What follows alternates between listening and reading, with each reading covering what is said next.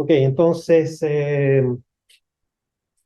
la eficiencia energética, como ya vimos, tiene que ver con un volumen de control sobre el cual entra algo, entra energía, trabajo, calor, y sale eh, energía, trabajo y calor. Entra un pedazo de material que se derrite, se le da una forma y sale con una cierta energía, con un cierto trabajo interior, si es que después es el caso, o en ese proceso podría estar perdiéndose calor. Así que el ejemplo que podemos ver que es fácil, ejemplo para ese tema, es el siguiente. O sea, si tenemos que nuestra entrada es energía interna, trabajo y calor, in, entrada, y la salida también es energía interna, trabajo, calor, out, out, out, ¿cierto? Y esto está a una cierta temperatura de referencia. La eficiencia de primera ley, la primera ley de la termodinámica es lo que me costó contra lo que obtuve. Entonces, obviamente, ¿qué es lo que obtuvo? Voy a obtener la energía que sale en la forma que sea, eventualmente el trabajo, pero el calor no voy a perder. El calor no voy a tener cómo realmente atraparlo. Entonces el calor no cuenta, pero sí me costó calor eventualmente. Entonces la entrada es energía interna, trabajo entra y calor out. ¿Ok? Entonces esa sería la forma básica. Entonces, pensemos en un proceso donde tengo acá un material y acá le vamos a inyectar una cierta potencia de calor. Y, por ejemplo, esto podría ser una capa de polvo, podría ser un proceso como los que algunos ustedes vieron, XLS, SLN, etcétera, donde le ponemos acá potencia. Potencia, está en watts. Y vamos a fundir o derretir una pequeña capa del material. ¿Ok? Esto va a tener una cierta velocidad y esto se va a mover para allá. Entonces, esto va a partir de esta manera y va a terminar con el material, con su capa derretida, o si fuese una capa de polvo, va a ser que el material se le haya agregado una cantidad de material. Entonces va a terminar ahí con la potencia P y la velocidad ahí. Ok, entonces en este proceso bien abstracto, ¿cierto? Pero es la base de un proceso de impresión 3D por capa. Cada una es una capa de polvo, ¿cierto? Y acá la capa ya está solidificada. Este P puede ser la potencia de un láser, o el que tenemos en los laboratorios. ¿Ok? Entonces, bueno, ¿cuál sería la eficiencia de este proceso? ¿Qué es lo que yo puedo decir de este proceso? Ok, acá no hay trabajo mecánico, ¿cierto? En este caso, no hay trabajo in ni trabajo out. No hay trabajo mecánico.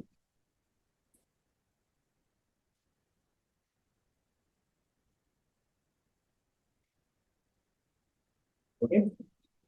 Entonces, en ese caso, se nos va ese término y se nos va este término. El material va a estar entrando, obviamente, va a estar acá a la temperatura de referencia. Va a estar a la temperatura de referencia, pero en esta parte, la zona que se fundió va a estar a una temperatura mayor a la de referencia. Va a estar con una temperatura T sub N que es mayor a la temperatura de referencia. ¿Okay? Porque agregué energía, esto está caliente, no sale de la pieza. Después de ese proceso de hacer una capa, sale a mayor temperatura. ¿Ok? Entonces, eso por un lado, y con respecto a eso podemos decir entonces que la energía interna inicial es cero porque está entrando a la misma temperatura de referencia. ¿Okay? Entonces, este término también aparece y nos deja que la eficiencia de primera ley es simplemente la energía interna de salida del material, partido por el calor, perdón, el calor de entrada. El calor, ¿ok? Entonces, ¿qué es lo que es la energía de salida? Acá hubo una cierta cantidad de masa que se fundió, ¿cierto? Entonces va a ser una cierta cantidad de masa, N, por su capacidad calórica, por la temperatura que se tuvo que elevar para que se fundiera, o sea, la temperatura final de N menos la temperatura de referencia, y más el calor de derretimiento. ¿Y cuál es la entrada de calor? Bueno, acá sería la potencia que entrega un láser. Sería potencia de la fuente de calor, potencia del láser. Entonces, si tengo la potencia del láser, 200 watts, por ejemplo, y sé cuánta masa se derritió, ¿cierto? Y en ese caso, nuevamente, al poner acá potencia, ojo, tenemos que, mejor, acá voy a poner un paso anterior, esto es Q del láser, calor del láser, ¿ya? Pero esta misma expresión yo la puedo llevar en una razón de tiempo. Puedo decir que esto deriva con respecto al tiempo y se deriva con respecto al tiempo. ¿Y qué me dice eso? Que al final esto es m punto de sub p m menos tr y más delta h m. ¿Partido por qué? Ahora sí podemos poner potencia. Entonces tengo el m punto. ¿Y por qué podemos decir un m punto? Porque esto va ocurriendo dinámicamente, ¿cierto? Esto se mueve a una cierta velocidad, así que si tengo cierta forma de m punto, se puede obtener con facilidad en estos casos la velocidad por el área cero y por la densidad. Área cero sería la sección recta de este cubito, esto es 3D, este paralelepípedo. Sería esta sección, esta área. Sería a cero. O sea, cero por la velocidad a la cual esto avanza, por la densidad me da el m punto. Entonces, el m punto va a ser un resultado del proceso por su capacidad calórica, C sub T, la variación de temperatura entre Tm, Tm, temperatura de derretimiento, Tm, temperatura de derretimiento,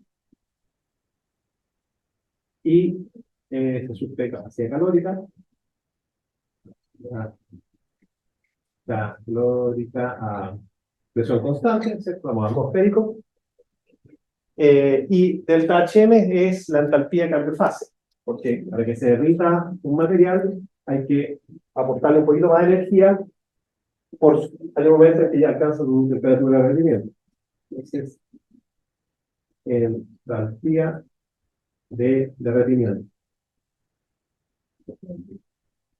Entonces, para un metal se conoce delta Hm, se conoce C sub P, se conoce Tm, y la potencia del láser yo la tengo, lo que tengo que solamente medir cuánta masa se fundió. ¿Ok? Cuánta masa se fundió es que yo puedo pesar la pieza después del proceso y saber cuánto tiempo se tardó el proceso, y podría decir que la cantidad de masa que se adicionó por el tiempo del proceso es el m punto. Sobre todo pensemos que esto puede ser un proceso de varias capas, ¿cierto? Se imprimieron 100 capas, una después de la otra, y a partir de polvo yo termino sacando un bloque metálico. Lo peso, lo maso, dividido por el tiempo que se demora y tengo el m punto. Por otro lado, yo sé la potencia del láser que me aplica también. Y ahí puedo sacar una eficiencia y puedo ver qué tan eficiencia es el proceso. Resulta que esta eficiencia está en torno a un 20%, para que tengan una idea. 20% como máximo en un proceso de este estilo. O sea, hay 80% de la energía que se pierde. Se pierde por conductividad en el resto del material que rodea a lo que se está fundiendo. Se pierde también porque no todo el láser entra en el material, sino se refleja. Así que estos procesos en sí son poco eficientes, ¿ya? Estamos hablando, pongo 100, saco 20 de ese punto ahí. Así que esa es la idea. Bueno, eso se los puse acá también. Está puesto acá, ¿sí? Para que lo puedan, lo tengan. ¿Ok? Eh, ahí.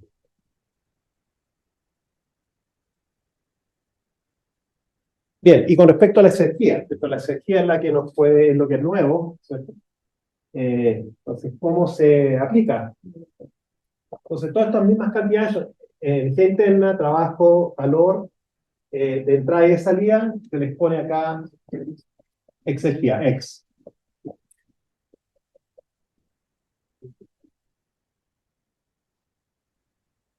Lo mismo se repite, y bueno, ¿qué es lo que es la exergía de la energía interna? La energía es la energía menos la temperatura de referencia por la entropía que tenga el sistema. ¿Okay? Básicamente eso. Lo mismo para el calor. E de el calor es el calor menos T de referencia por la entropía del calor, esta entropía de la energía interna. ¿Okay? Ahora, con respecto al trabajo, el trabajo, la exergía del trabajo, esto bueno saberlo, es el trabajo. ¿Sí? ¿Ok? Eso es una. Entonces, ¿cuál es la eficiencia de, bueno, y el otro que ocurre es que, al contrario, como ocurre en la primera ley, en la segunda ley, producto de que hay entropía entre medio, eh, la exergía de la energía interna que entra, más la exergía del trabajo que entra, más la exergía del calor que entra, no es solamente igual a la sumatoria de la exergía de lo que sale, es eso, pero más la exergía que se ha destruido, producto del proceso mismo. Out más exergía del trabajo out más exergía del calor out. Y a todo eso hay que sumarle más eh, la exergía destruida.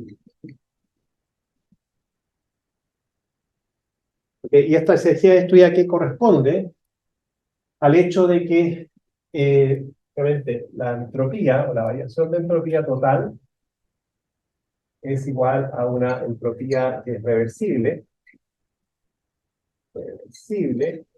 más una entropía que es irreversible. Y esa entropía reversible, una vez que se perdió nomás. Entonces esa es la que es destruida. Y una cantidad finita distinto de cero.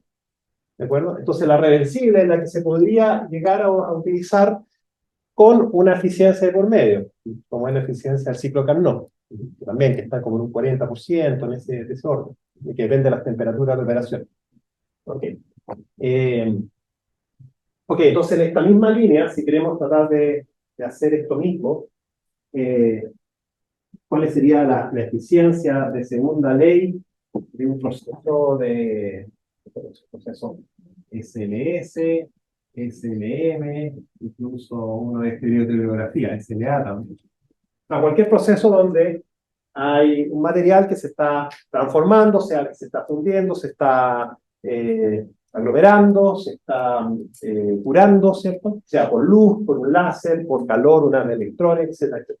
Entonces, la mayoría de los procesos de manufactura hoy día tienen esta lógica, ¿cierto? Son por capas, con materiales libres, polvos, filamentos, y se está consolidando con energía, de alguna forma, con calor por lo general, o con luz también, en algunos casos. ¿Okay?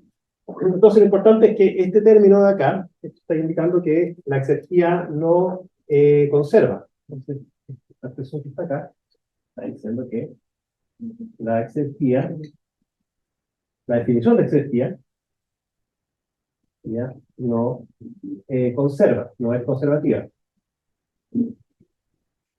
como la primera ley. como la energía. Entonces, eso es interesante. ¿Y por qué? Porque le estamos sacando a los términos energía, calor, trabajo, temperatura por entropía.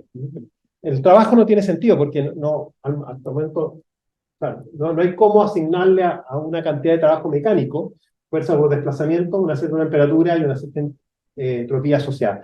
Pero al calor sí, porque el calor fluye, ¿cierto? El calor siempre atraviesa una superficie, y esa superficie está a cierta temperatura de referencia y es calor. Y un poco la energía interna pasa lo mismo, ¿no?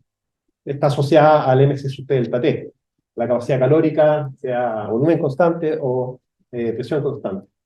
¿Okay? Y lo otro importante es que esta S, este S es lo mismo que está acá. S es, de alguna manera, S reversible más S irreversible. Entonces, este término es el que produce que haya una destrucción de exergía. O sea, que la variación no sea cero, sino sea positiva, en términos de una magnitud que se pierde. Pero uno podría decir, ok, si hacemos el proceso lo más reversible posible, lo más lento, cuasi estático, etc., podríamos en el límite llegar a decir que no hay destrucción de exergía. Pero en el mejor de los casos. Igual eso va a implicar una eficiencia, entonces la eficiencia según la ley también es básicamente la misma idea, lo tenemos puesto acá, entonces, bueno, todo lo que estoy explicando acá está acá en la transparencia. Y esto es interesante, o sea, ya dijimos que la exergía de la energía interna menos la temperatura de referencia por la entropía correspondiente, acá le pusimos puntito a todo, ¿no? Eso, dar todos estos términos, ponerle punto acá, así como estaba, ponerle una tasa de cambio, también es válido. Eso, no hay ningún problema con eso. Y para todo lo demás. Así el trabajo acá se convierte en potencia, la potencia o el trabajo no tiene exergía, y por lo tanto la exergía de un láser, podríamos considerar que la potencia del láser es inteligente. Y la del calor es interesante, ¿cierto? Porque la del calor, ustedes se recuerdan, la entropía de un flujo calórico es básicamente el calor partido por la temperatura a la cual está ocurriendo el fenómeno, que partido por eso. Pero de esto T, que es la temperatura de referencia al medio. Okay, entonces, Q partido por T, la ley de Clausius, ¿cierto? Y por lo tanto, si tengo esto, voy a decir que Q menos Q por T partido por T de referencia, partido por T, sería este término que le resta. Y bueno, y eso finalmente no es más que Q1 menos T de referencia partido por T. Y T de referencia partido por T es básicamente la temperatura a la cual funciona esto, o sea, esto está entrando a temperatura de referencia y sale a una temperatura mayor o menor. Ese cociente, obviamente, si está saliendo a temperatura mayor, hace menos que 1 y le va a quitar a C1 una cierta cantidad y por lo tanto es la eficiencia de Carnot. Esto es la definición de la eficiencia de Carnot. 1 menos T a TB, temperatura de entrada, temperatura de salida.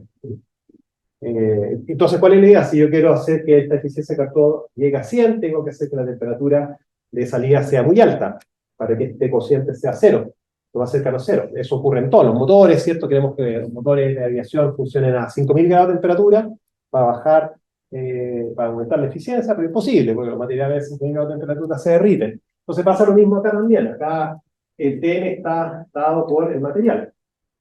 Un punto de fusión de 1 a 0, 1500 grados, ya 1800 grados Kelvin, pero no 5000 ni 10000. Así que la naturaleza le pone un freno al valor que puede tomar la eficiencia de Carnot. Entonces, hacer materiales más resistentes a la temperatura es mejor desde ese punto de vista, porque es bueno operar a mayor temperatura. Okay. Entonces, según eso, como vemos acá, tenemos expresados los términos ahí con su respectiva eficiencia de Carnot, ¿cierto? Para que quede claro eso. Este es el término de la entropía que se destruye.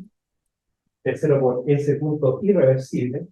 Entonces, bueno, nuevamente, el grado de perfección, o la segunda eficiencia, el grado de perfección, es lo que me cuesta la efectividad de la capacidad calórica del material que llega, el trabajo, si es que hay, la potencia, si es que hay, con la cual está llegando, el calor con el cual está atrayendo, por su respectiva eficiencia de calor, y en el numerador lo mismo.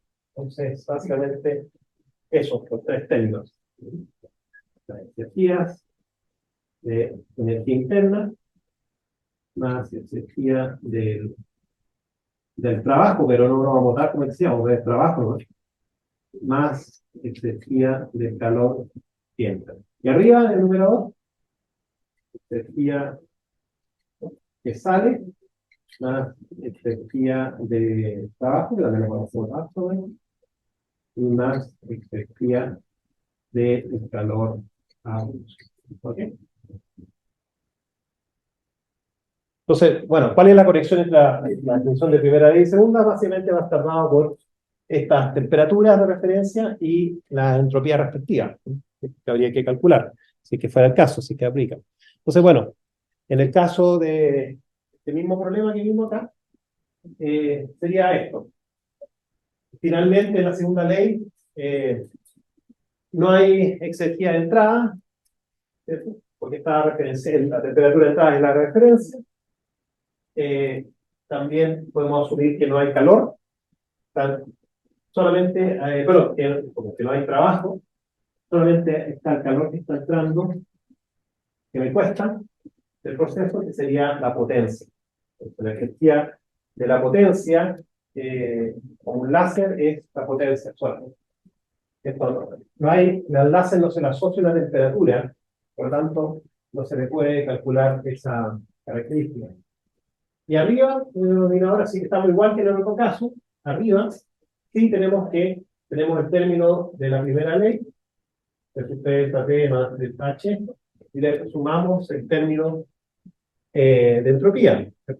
Si ustedes recuerdan, de termo, de conversión de energía, C sub P, el logaritmo de la diferencia de temperatura, el cociente, es la variación de entropía térmica, y cómo convierto yo el calor latente, el calor de fusión, a entropía lo divido con la temperatura a la cual ocurre el derretimiento.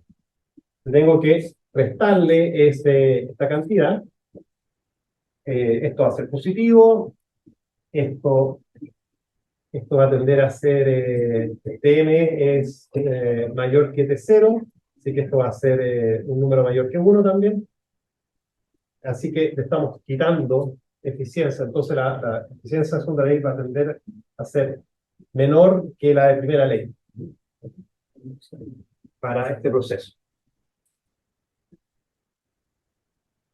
Okay. Y por último, hay otra eficiencia, pero que vamos a ver que no es más que la primera ley, que la llamamos eficiencia de razón másica o tasa másica, que es básicamente decir, ok, yo puedo obtener una cierta cantidad de masa teórica en un proceso de este tipo, o sea, yo con mi potencia en mi máquina debería ser capaz de cierta cantidad de masa por unidad de tiempo, pero obtengo una cantidad menor. ¿Por qué? Porque hay calor que se pierde, se difunde, se refleja. Entonces, bueno, la masa teórica sale básicamente de la definición de que la energía de entrada con la masa teórica tiene que ponerse su delta T más delta H, tiene que estar balanceado, es el caso límite, y la masa utilizada yo la voy a medir, voy a imprimir la pieza, la voy a sacar, la voy a pesar, masar, y le voy a preguntar al computador que me diga cuánto se demora en imprimir. Y con eso tengo el NN utilizado, tengo la masa teórica en función de la potencia de entrada, que es la potencia de la fuente de calor, el láser en este caso, y lo que me doy cuenta es que básicamente al reemplazar esta masa teórica como potencia partido por C sub T, delta T, más delta H, reconstruyo la primera ley, de eficiencia de primera ley. Entonces, la eficiencia de primera ley la puedo sacar eh, como lo dijimos anteriormente, o bien simplemente comparando la masa que me entregó el sistema, ¿no? La masa por unidad de tiempo, con respecto a la teórica. La teórica es un valor del material, no solamente, y de la potencia a la cual estoy operando. Pero eso es un P, el H, todo eso son variables del material. ¿Ok? Así que, entonces esto es una forma bastante simple, porque si yo voy a comprar una máquina, le puedo pedir al fabricante, le puedo decir, imprímeme un cubito de 1 centímetro cúbico en tal material y me dices cuánto pesa y cuánto tiempo se demoró la máquina en construir. Y le puedo pedir eso a varios fabricantes. Y comparar entonces las eficiencias básicas y tal vez podría ser una manera de decir con qué máquina me quedo. Con máquinas caras, todas van a estar en torno a los cientos miles de dólares. Y la pregunta es, al menos, ¿con qué criterio puedo yo tomar una decisión y tomar informada? ¿Cierto? Aparte de lo que pueda significar el servicio técnico, la cercanía geográfica del productor de la máquina, etc. Así que eso como para cerrar este punto de eficiencias. ¿Okay? Entonces, nuevamente, primera ley bastante simple, lo que entra es igual a lo que sale, no se destruye la energía, pero la exergía sí puede destruirse porque hay un término de entropía irreversible, que es conocido, ¿sabe qué ocurre? En el mejor de los casos, puedo tener que la energía total sea completamente reversible. ¿Okay? Pero igual, eso produce una resta de energía, la energía interna, el calor, etc. El trabajo nuevamente tiene la gracia que su exergía es el trabajo mismo. ¿Okay? Eso, así que esto está subido, ¿cierto? Con esta cosa. Y eh, antes de pasar al nuevo tema, ¿cierto? Estará cerrando el último bloque.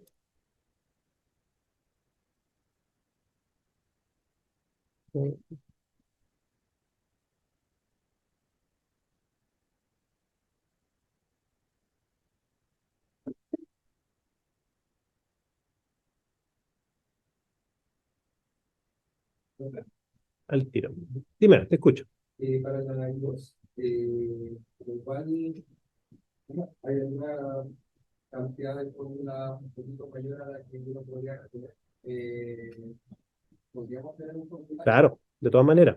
Sí, no, eso lo van a tener. Y bueno, aprovechando que ya llegaron más de ustedes, porque al principio voy a estar unos minutitos nuevamente en mostrarles lo que tal vez algunos de ustedes no vieron al principio de la clase, para que lo vean, importante. Ok, obviamente se acumuló harta materia. Fue un error mío no haber planificado una I2 y haber tenido el examen como en 3. Bueno, yo creo también, por un lado, bueno, pero otro más no sé. Yo sé que yo creo que se acumula más materia. En Europa, generalmente, todos estos cursos se definen con una prueba en el examen. Sí, así funciona. Uno entra en un examen y ahí pasó o no pasó, ¿no? No hay pruebas intermedias, más tareas, proyectos, cosas así, pero. Y está el profesor, uno lo saluda, entra, no lo ve nunca más, y te dicen pasaste, no pasaste, y se acabó, ¿no? No hay reclamo, no hay ni una cosa. Eso es lo que me tocó a mí cuando hice el magisterio en Inglaterra.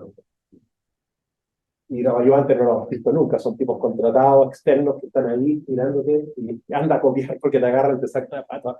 O sea, mejor es que meten preso. Y más que tú no sabes tu compañero porque los mezclan, entonces están todos mezclados, muy random, mucha preparación detrás realmente pero bueno, pero sí lo que sí se define en una prueba todo el contenido es. Esta cosa va a ser algo parecido así porque es cantidad de materia, pero bueno. Cariño, ¿no? Sí, acá, perdón. Cariño la prueba. No sé, allá no sé, hace mucho que yo. Pero bueno. No, pero bueno, si nuevamente igual van a tener optativas, que es importante. Eso ayuda. Entonces, bueno, obviamente, nuevamente, para repetir una vez más, está el video American Factory, el video Ortega, la charla con el Confucio, Carlos Tereche, el video del concepto Junior, todas esas cosas ustedes las vieron, la mayoría de ustedes, casi el 90% más, estuvieron físicamente presentes, hicieron las tareas, lo discutimos, así que no deberíamos tener mucho mayor problema, no son preguntas tan específicas tampoco. No le voy a estar preguntando cuál es el nombre del chino que era el Partido Comunista, que era dueño de la empresa. ¿Qué? Pues no. No voy a ir a ese nivel, ok. Ay, por eso le cae esa ese tronco. Le preguntaría en qué página. Le pregunto tal. No se puede hacer eso. Así que yo creo que si hicieron su trabajo sistemáticamente, están bastante bien preparados. Tienen que pegarse una repasada de los resúmenes o puntos que hayan tomado. La última lectura la es de Pisano y Vichy sobre el tema de la Constitución de Estados Unidos. Después, un bloque importante, PTT, son la parte de la manufactura de la Segunda Guerra Mundial, Adam Smith de la riqueza de las naciones, el modelo neobricardiano de ventajas comparativas, crecimiento solo, aliento más de materia, Fred Taylor, el método de administración científica, que lo que propone, que lo que promovería la producción en esa época, lo que impactó, no impactó. De ahí sabemos que los japoneses se inspiraron y salen Kaizen, Lean, etc. La última clase estuve hablando de desarrollo industrial de semiconductores, brevemente, de historia más que nada, de información más que ecuaciones y cosas así. Cómo todos estos aspectos se van encontrando en la segunda, tercera, cuarta revolución industrial. Y hoy día, bueno, cerramos el tema de lo que sería eficiencia, que eso está un poquito en la parte de desarrollo, porque es más numérico, como lo vieron acá, pero no más que esto, ¿cierto? Más que esto. Vamos a hablar, creo yo, sobre el láser y también tenemos un poquito sobre el corte láser. La última clase, la después, sí o sí vamos a cerrar el corte y probablemente vamos a soldadura, y lo que es impresión 3D, probablemente le voy a dejar una cápsula grabada, pero eso obviamente no estaría entrando en la materia, como pregunta. Veamos si alcanzamos a hacer algo. Pero sí, ustedes han visto cosas, o sea, cada grupo haya presentado alguna tecnología, ayuda a ver el marco de todos los tipos de tecnologías que hay disponibles, o menos. Desarrollo, estimación, la parte hay una pregunta que hace sobre PIB, multiplicador económico, modelo input-output, eso apuntaba la tarea anterior que ya hicieron, modelo de crecimiento solo, ¿cierto? Ecuación de Laplace, eso lo han estado manejando también. Tema de producción en serie y paralelo, estuve en la última parte que entregaron la tarea, planificación de mantenimiento, criterio Pareto, Jackknife también, lo último, y acá nos alcanza a ver una cosita que aporta la pantalla. Esta última parte, básicamente, esto de energía en corte, con lo que vimos de cómo para cortar una barra de acero, no solamente saltar, en el caso del límite teórico, y ahí surge el concepto de eficiencia. Esto es una manera de formular la eficiencia, y como les digo, la eficiencia de primera ley o de masa son del orden del 20%, donde ese no más que eso. O sea, producto de que el calor, el que se escapa por todos lados, y también se refleja, sale del sistema, no lo logro inyectar dentro del material. Sí. ¿Algún ejercicio o algo así? Básicamente, bueno, la tarea se la vamos a entregar sí o sí. Eso, yo te digo, estos problemas van a estar basados en problemas muy parecidos a los de la tarea. O sea, si ustedes revisan la tarea con ciencia, ven los errores donde pueden estar, si es que hay algunos, pero más que eso no van a necesitar. ¿Ok? Pero, por ejemplo, para tener países y ver que nos podría preguntar, porque la tarea era más fácil de explicar. Bueno, pero es fácil, por eso digo, te puedo preguntar ese tipo de cosas. O sea, dado esto, te puedo hacer un pequeño cuadrito con 3 niveles, ¿cierto? ¿Cuál es más agudo, cuál es más crítico? ¿Okay? Algo así, de ese estilo. Ahora, nuevamente, como les digo, de estas 5 ítems, de que genero 5 preguntas, van a tener que contestar 3, una cosa así. O si genero 4, solamente tienen que contestar 2. Lo que usted dice. Sí. Si intentamos la resolución, esta es el ejercicio, pero es más crítico. Claro. Sí, no, por supuesto. Déjame, lo estoy viendo con el ayudante para eso, o por lo menos que el ayudante se preocupe de hacer bien la corrección para que lo puedan verla, vean el error. ¿Ok? La próxima Ya, ok, ya, le vamos a decir que ahora, sí, ya, sí, ya.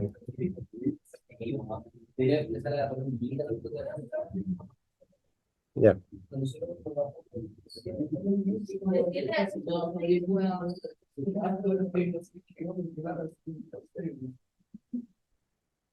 Ya, vamos a...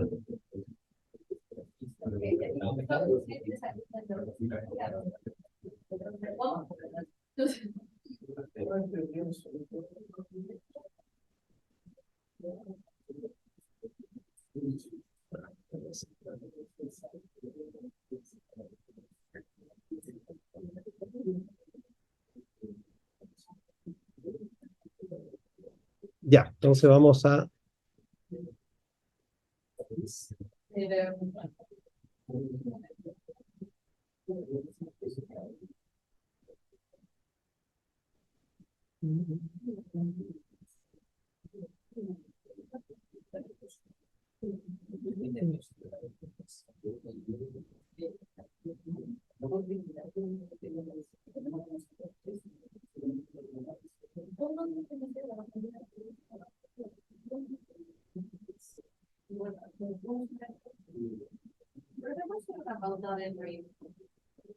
Ya, eso sí, no, les puedo subir una, sí, sí, una rúbrica para que lo puedan también empezar a bajar. Sí, también, bueno, para tener una idea, la parte alternativa, yo creo nuevamente va a haber optatividad, o sea, si son 15 preguntas, probablemente las 15 se van a tomar las 12 mejores, y eso va a ser fácilmente 50% de la nota, ¿no? ¿Ok? Entonces ya con eso están asegurados y todo lo demás es nota para arriba. Así que en principio yo creo nuevamente eso. Eh,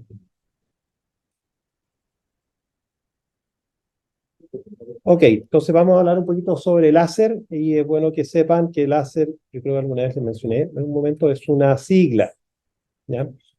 Que significa amplificación de luz a través de emisión estimulada de radiación. Entonces, un láser es una fuente generadora de luz.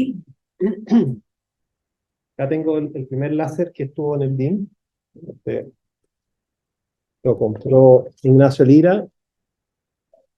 Yo era alumno de él en esa época. Y llegó con... Por supuesto.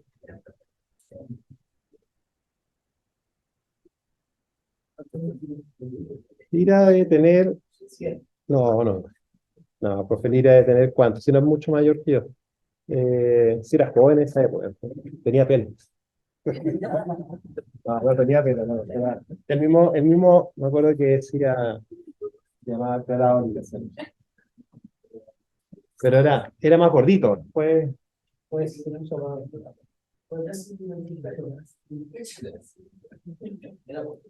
Era más gordito, sí, era más chonchito.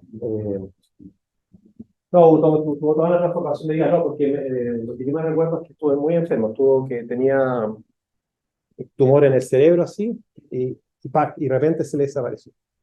Fue milagroso. Sí, se me acuerdo que se despidió, yo estuve en esa clase, pero se despidió el curso así como señores, mañana me opero, nos vemos en otro mundo. Y después, no tengo que operar, desapareció, no sé, fue una cosa, se tuvo una cosa en su vida muy particular. Y nada. Sí, justamente. Gracias, ¿de cuánto? 67, 68, 70 máximo. Así que bueno, pero este llegó con este láser, ¿cierto? Que fue una gran novedad para uno, ¿cierto? Como alumno en esa época. Y bueno, también el motivo de por qué yo estoy acá es este tipo. Me interesó mucho la tecnología. Y bueno, voy a hacer todo mi posgrado en este tema. Así que, con el fin de aplicarlo a la industria, a procesos de manufactura. La historia que me conecta y que, de cierta forma, culpa de él estoy acá. Se dieron otras situaciones también favorables, ¿cierto? Que haya podido quedar seleccionado, ¿cierto?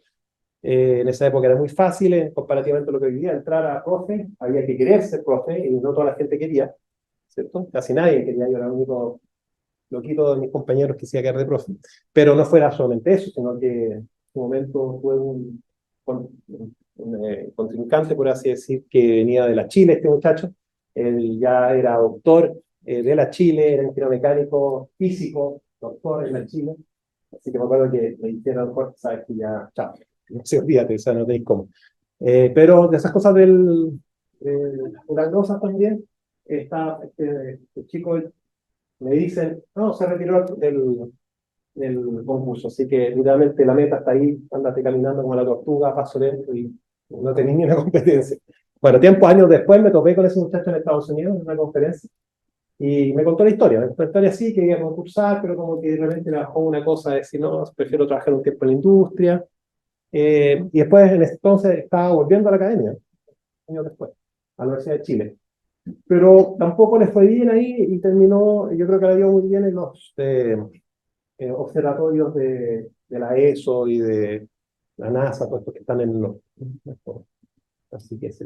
Pero bueno, esto entonces es una fuente generadora y amplificadora de onda electromagnética, un haz de luz, ¿cierto? Que como ya se lo mencioné, lo mostré tiempo atrás, es coherente, es lineal, es una línea recta, o sea, hay una propagación de la luz en un sentido,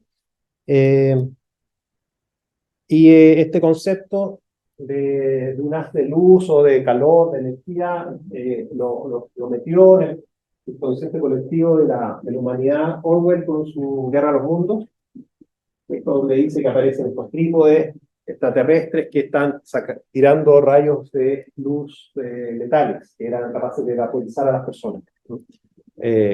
Entonces hay una primera versión del libro, después hay un radioteatro en los años 38, la gente entró en pánico en Estados Unidos, mucha gente se llegó a suicidar pensando que estaban efectivamente los extraterrestres quemando viva a la gente. Uy, ¿qué pasó acá? No se toma vía propia.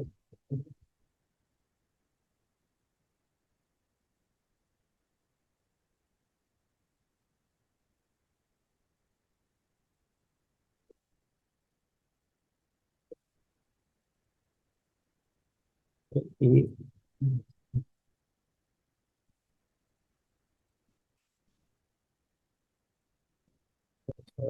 y-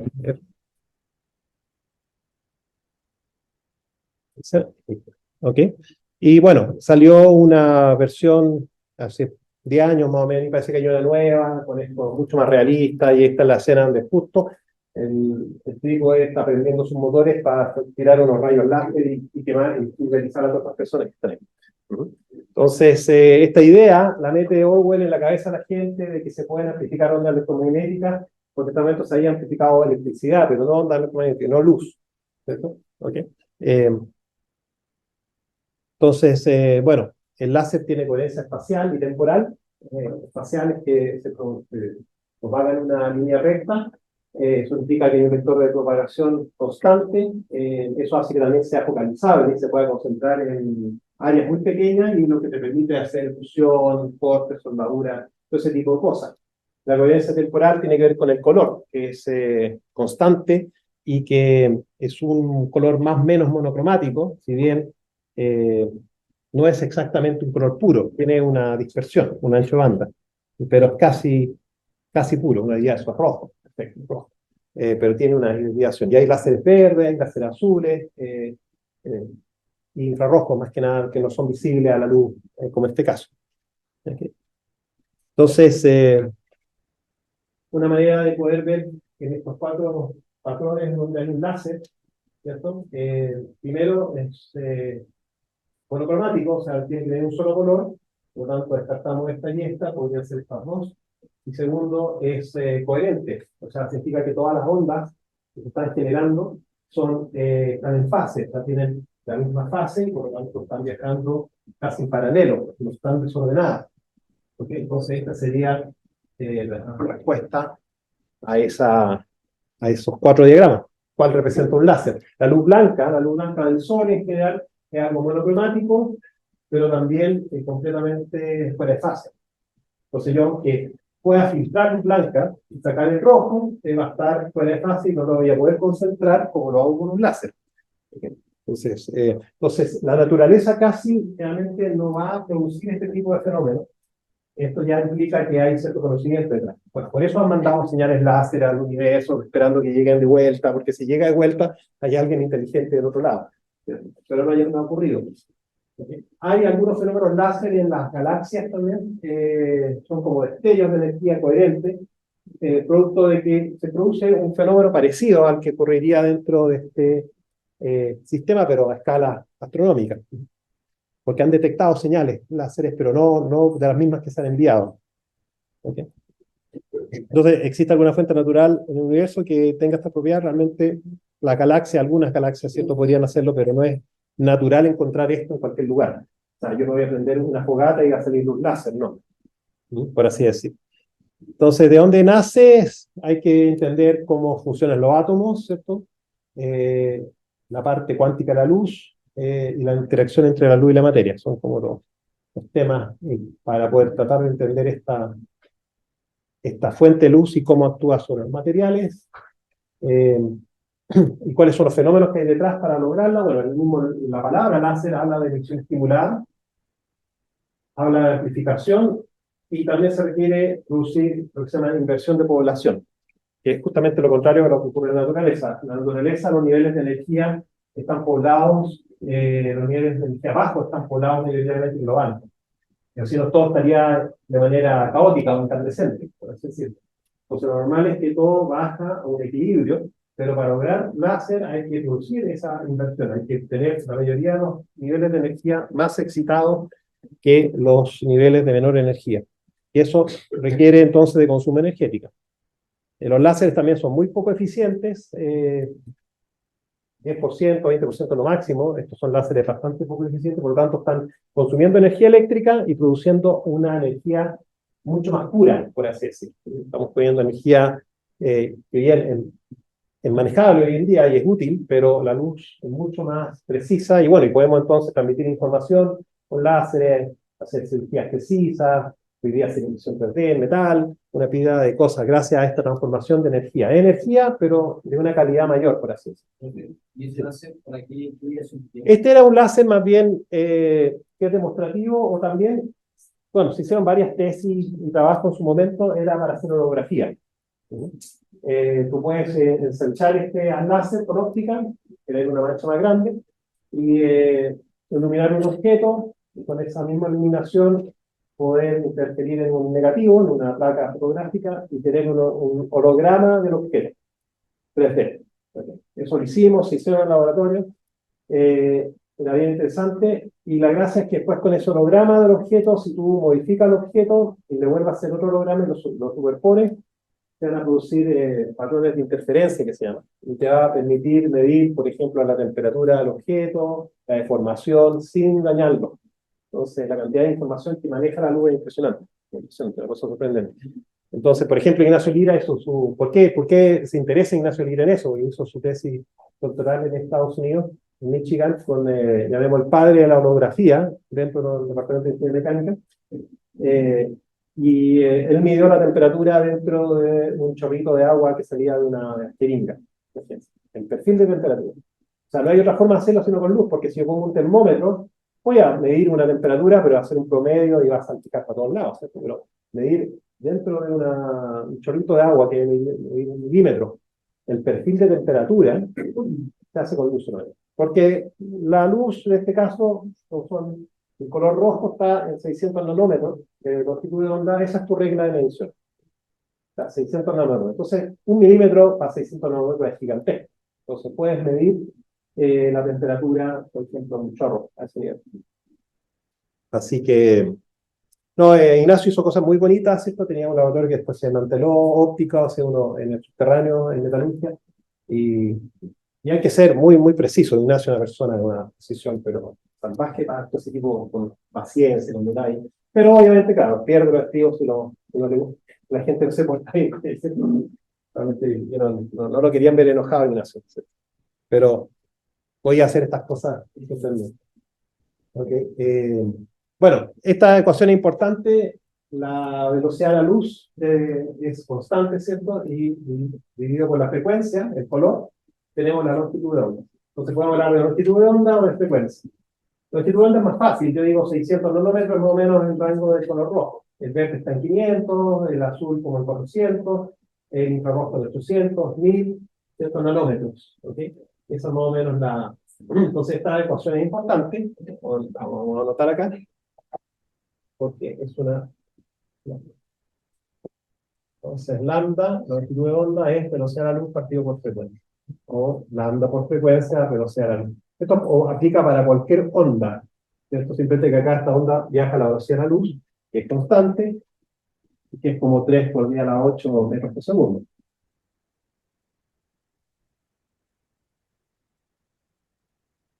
Ok, esa es una cosa importante. Después, la otra ecuación importante es que la frecuencia está relacionada a la energía, entonces está asociada a la variación de energía, partido por una constante, que es la constante de Planck.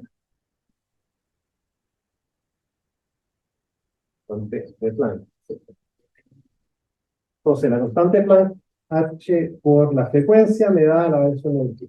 Entonces, cada fotón, porque lo que estamos viendo acá no es solamente una onda electromagnética, sino es un flujo de partículas que no tienen masa, que no tienen, por así decir, volumen, son partículas inmateriales, pero partículas al final del cabo, que acarrean energía.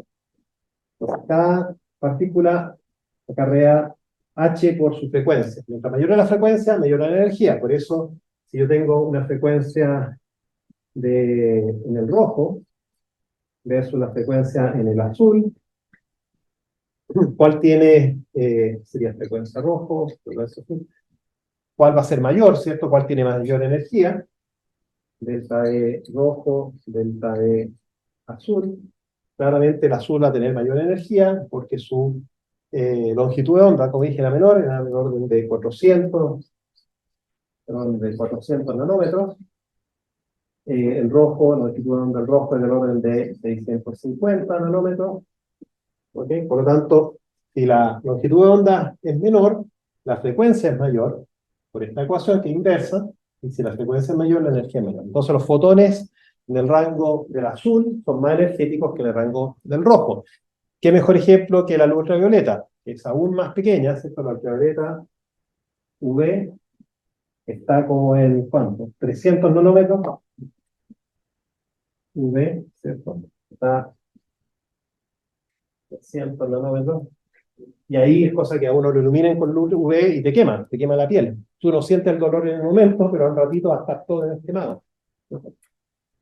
Menor longitud de onda, mucho mayor frecuencia, mayor energía por fotón.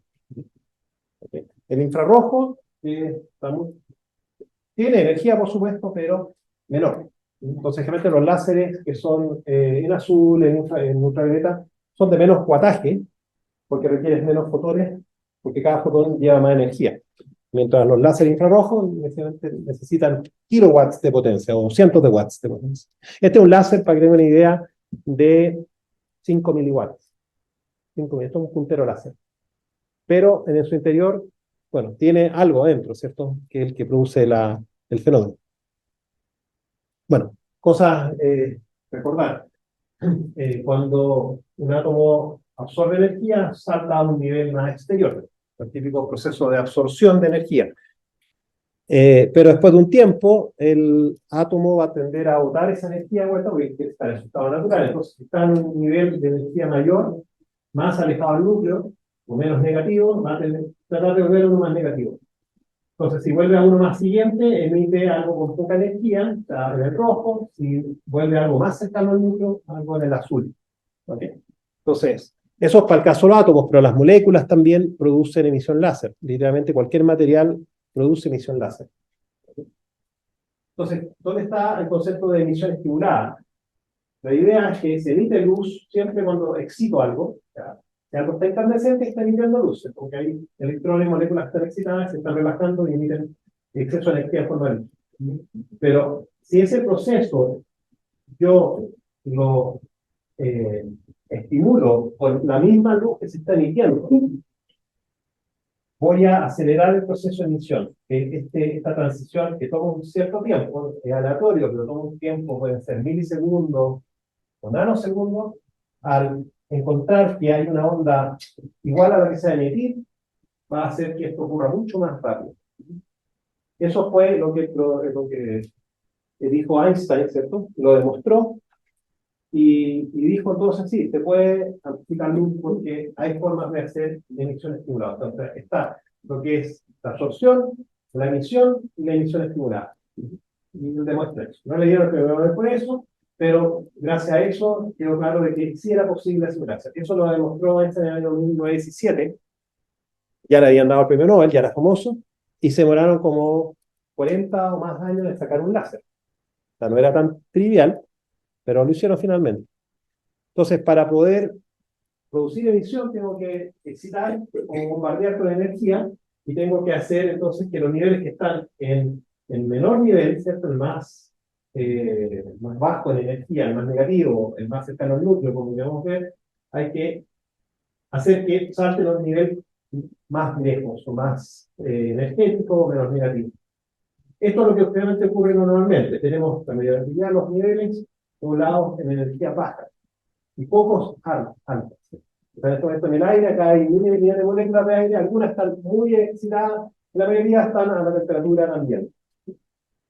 ¿Qué pasa si metemos mucho calor? Estamos a 100 grados de calor, estamos pasando acá. Bueno, la gran mayoría estaría en este nivel y pocas se niegan. Entonces, esto es lo que hay que lograr. Esta inversión de población se logra inyectando energía.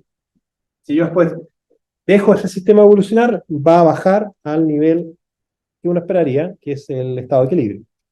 Pero en ese proceso se van a liberar muchos fotones.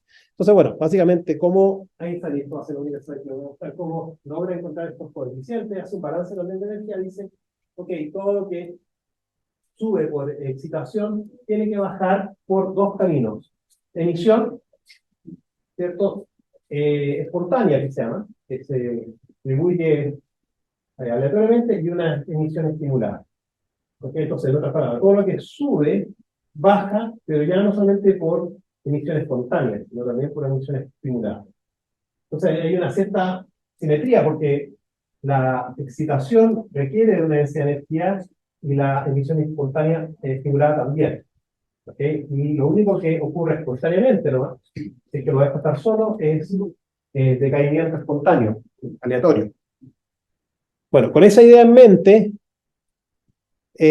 fue Maiman en el año 60 quien logra la primera emisión láser en un laboratorio privado, ¿cierto? En un laboratorio Q.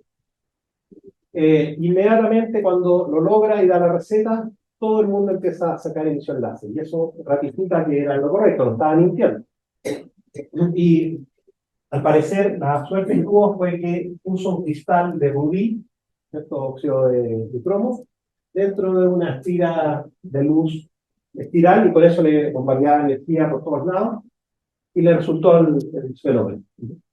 Eso fue en el año 60. En el año 61 aparece el láser este que tenemos acá, de helio-neón. Un láser como el año 90, por así decirlo, casi 30 años después de esto.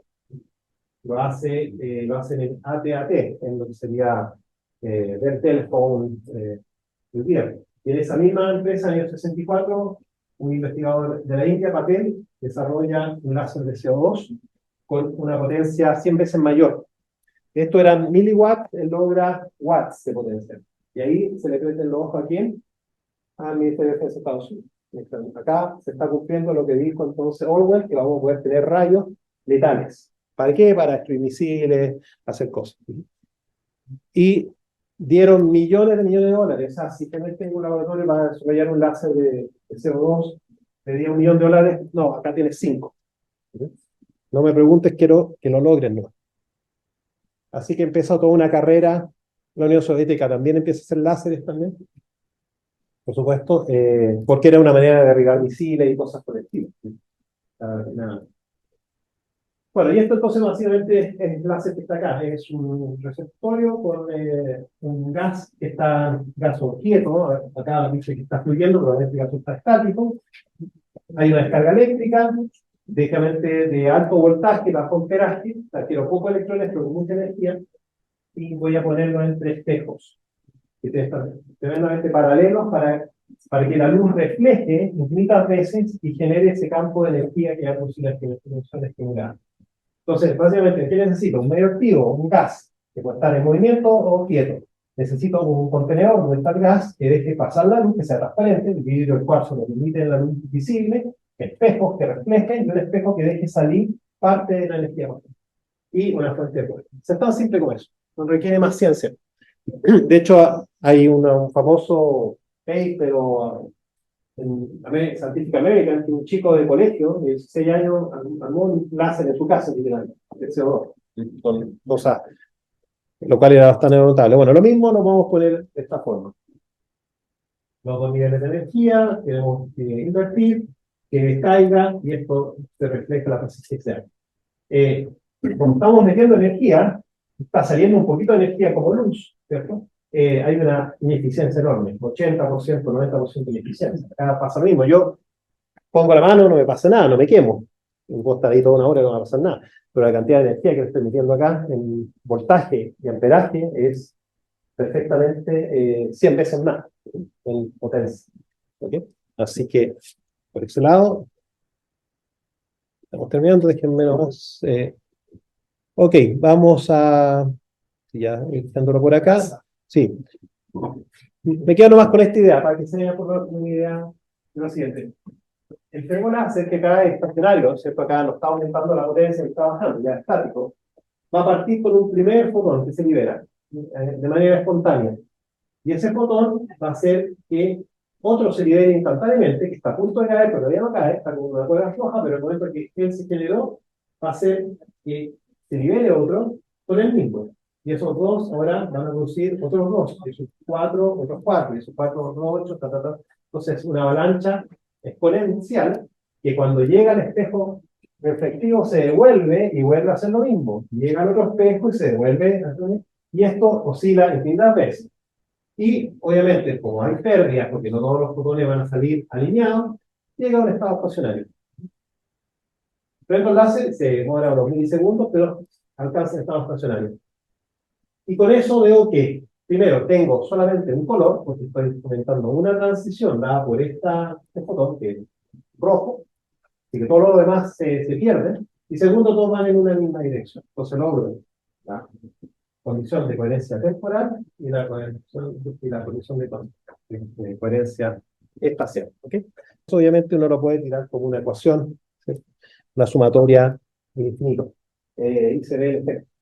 Próxima clase continuamos con esto. Y yo creo que vamos a alcanzar a ver, simplemente corte láser.